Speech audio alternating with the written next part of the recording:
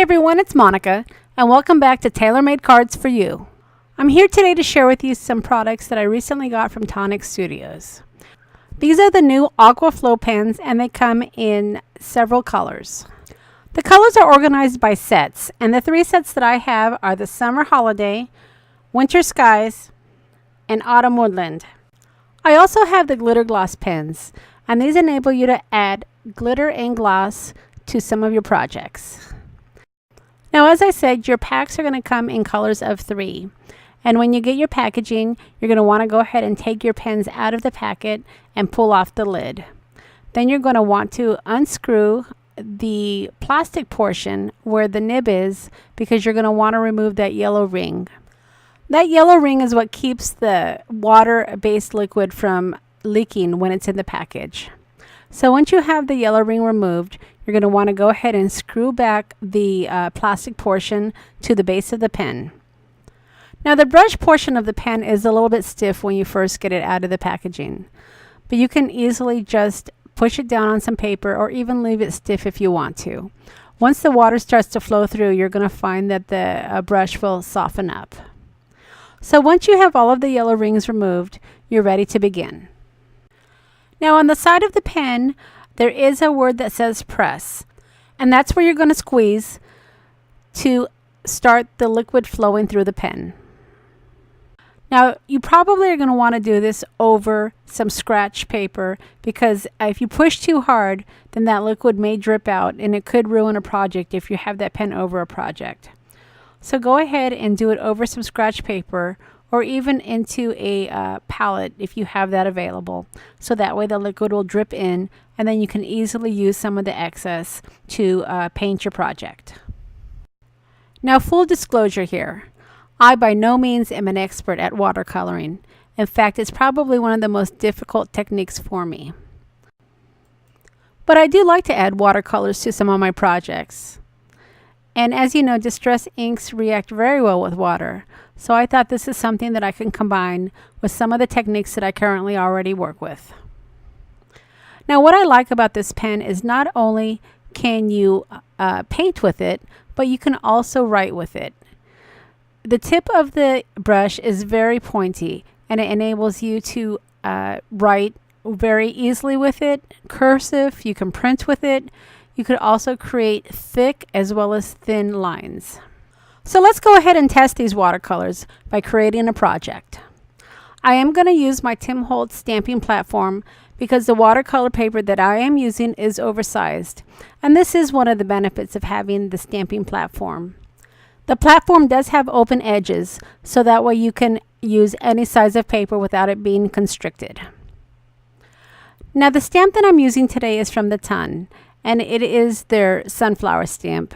And this is a gorgeous stamp. It is an oversized stamp, so I thought it would be perfect to test out the watercolors. Now, if you've never used the stamping platform before, I do have a video in my video library which shows you how to use this platform and all of the benefits of it. So once you have your stamp in place, you're going to go ahead and add your ink. Now, I am using Versamark today because I want to go ahead and add some embossing powder, so that way I will have some resist when I add my water paint. And I'm going to go ahead and speed up the video a bit and add some music while I go through my embossing process.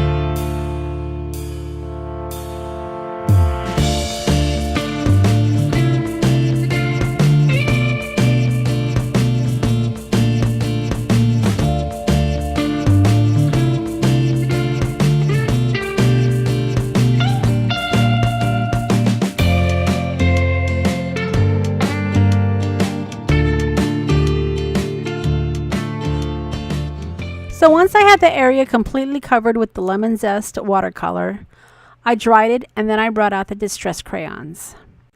Now if you've used distress crayons in the past, you know that they are reactive when you add water. So I thought it might be interesting to use my distress crayons on this project and use the Aqua Flow Pens as my water to get the reaction of the distress crayons. Now this isn't anything that I've done before, so it'll be interesting to see what kind of a design I come out with. Now as you can see, I'm not having any rhyme or reason towards this. I'm just adding some distress crayons on some of the flowers, and then I'm coming in with my Aqua Flow pen to move my color. I will also be using a dry paper towel to help move the colors. I wanted to make sure that I had a smudge grungy look because that is the style that I love, and that's what I was going to go for on this project as well. So I'm going to go ahead and turn the music back on while we complete this project.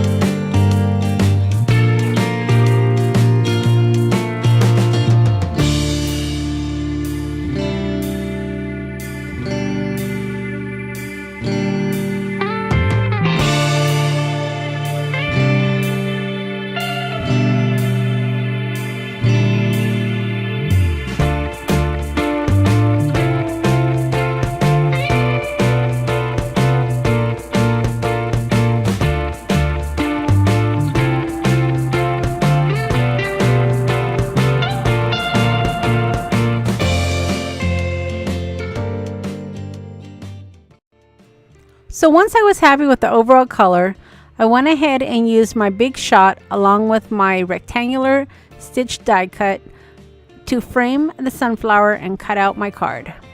And then I matted it onto some brown cardstock.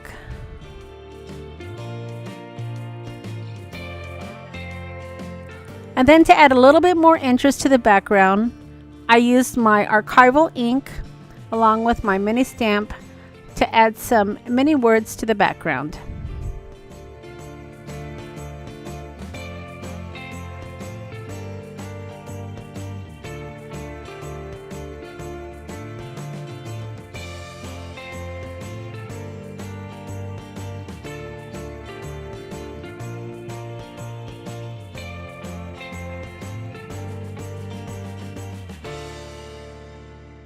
And then as a final touch, I added my aqua shimmer to add a little bit of sparkle and shine. So once I finished adding some shimmer, I pulled out my distress crayon and I added some outlines to the edge of my cardstock. This adds just a little bit more grunge to finish off the card. I also added a sheer ribbon to the very bottom. Now at this point I could have called it a day, but I did want to add one more element. So after I matted it onto some colored cardstock and then again onto my white cardstock, I pulled out my Nuvo drops. The Nuvo drops in the center of my sunflower was a nice finishing touch. So as always, I will leave a list of all the products that I've used to create this card, along with the links to the store. If you've enjoyed the video, I would sure appreciate a thumbs up, and don't forget to leave me a comment. Let me know what you think of these Aqua Flow Pens. Now, if you haven't subscribed to my channel yet, don't forget to hit that subscribe button before you head out. And as always, I appreciate you stopping by. Alright everyone, we'll see you again next time.